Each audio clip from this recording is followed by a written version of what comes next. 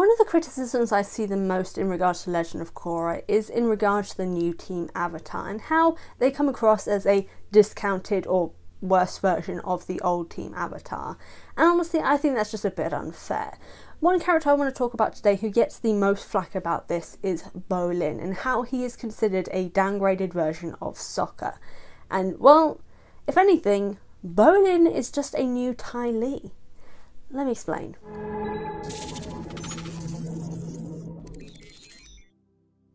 Okay, so first I want to clarify here that Sokka is not just a comedic relief character, which is what everyone seems to think he is. Yes, he does have the comedic relief elements, but he is also the leader of the group and plays a huge role in so many integral moments. Whereas Bolin is not a leader, but he is the heart of the group. He is the himbo character who, without him being part of this group, it wouldn't feel whole. He brings this lightness to this group dynamic that every group does need, which is exactly what Ty Lee does with the trio. I don't know what to call them. It's not the evil trio, but that's besides the point. But Bolin and Ty Lee are very similar in that regard. So if there is anyone to compare Bolin to, it is Ty Lee, because not only are they basically himbo-like characters, they are integral to the group dynamic. If they weren't there, it wouldn't feel right. Bolin is very much the heart of the new team Avatar. He is the person who is consistently supporting everyone. He makes the mistakes just like Ty Lee. He ends up on the wrong side when he joins Kuvira and doesn't fully recognise the harm that he is doing. Whereas obviously Ty Lee is fully aware of what's going on because she knows what Azula is about. But at the same time, the Fire Nation citizens aren't fully aware of the fact that they are the bad guys in that narrative. So maybe she also isn't fully recognising the harm that she is doing until obviously she changes sides, same as Bolin. Everything about them as characters is just, there is something about them that just draws you into their character, and it is the himbo-like element to them. They are comedic, they are light-hearted, they don't take things too seriously, they want to make people happy, they themselves want to be happy. Bolin goes about it in the wrong way in certain situations, like the possible romantic relationship that he wanted to have with Korra, which obviously doesn't go his way, but he takes it like a champ. When he realises that things are not going to work out, he doesn't hold that over Korra. He sees her as someone important in his life, and he still wants to be in her life and have a friend-like relationship with her, which is something that I really appreciate of his character. He doesn't hold grudges against the people in his life. He makes mistakes. He knows when he has made a mistake. And he owns up to them on many occasions. For example, in book 2, when he doesn't support Mako because finally he's been able to live this life of independence away from his brother's shadow. And it kind of goes to his head in some ways.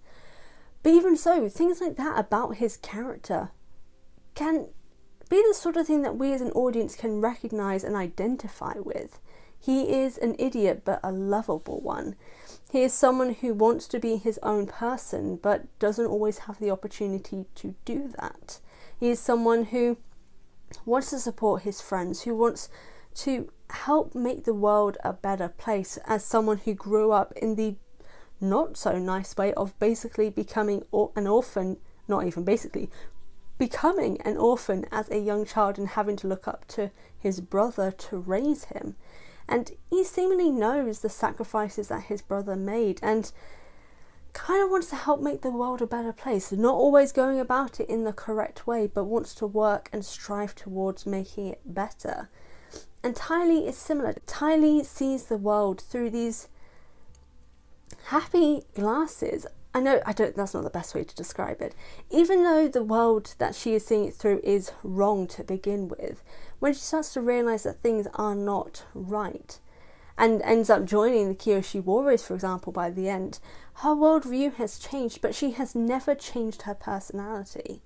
Her personality comes from a sense of childhood trauma, similar to Bolin. She became this happy-go-lucky person because She never had an identity of her own because of her family dynamic.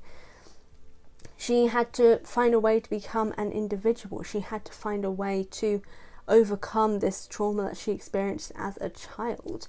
Yes, it seemingly she came from a rich family, but, you know, just because of your family circumstances doesn't necessarily mean that you can't experience some kind of trauma or emotional damage.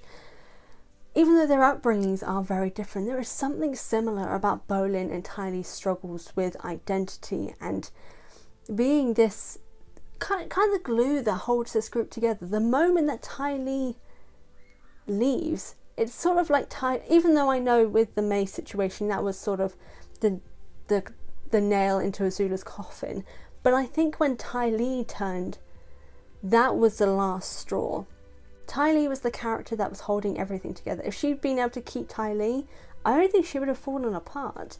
It's similar to Bolin, that when Bolin is not part of the group dynamic, things don't go as smoothly. He saves people in most cases. He puts himself at risk to rescue people. He unlocks lava bending through his own personal strength to protect people. This element of Bolin and Ty Lee being, you know, being this glue and being this comedic relief that we usually do need, considering how hard-hitting so many aspects of the stories in the Avatar universe come to be. They are the characters that we do need. And I know Ty Lee is not a main character, but every scene that she's in, she steals it. She steals every scene. I think Bolin does as well.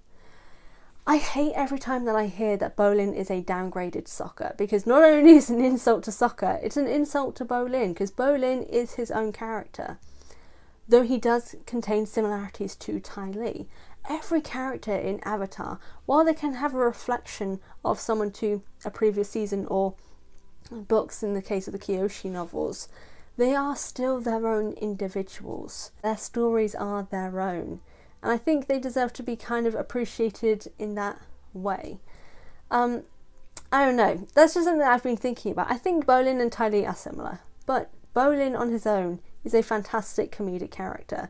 And I think he's the breath of fresh air that if he wasn't there, I think the show wouldn't have been as interesting. Bolin is a character that you need to feel this sense of breathing out when things have gotten hard. He's the character that you need to help calm down a little bit and feel more happy. But he does the same thing for the group. I don't know, there's just something about Bolin. But what do you guys think? Do you think Bolin and Ty Lee are a little bit more spiritually similar? Whatever the case, let me know in the comment section down below. I would love to hear your thoughts on this. And yeah, just Bolin is one of my favourite characters, and you know, he deserves more appreciation to his name. But as always, thank you so much for watching this video. I truly do appreciate it. In the description box down below, you find the links to all of my social media, my merchandise store, and my Patreon, where if you could support me, that is the place to do so. Can't support me financially, hit the subscribe button, the notification bell, drop a thumbs up or a thumbs down, comment, share with your friends for that algorithm's sake. And yeah, again, thank you so much for watching, and I'll see you guys next time.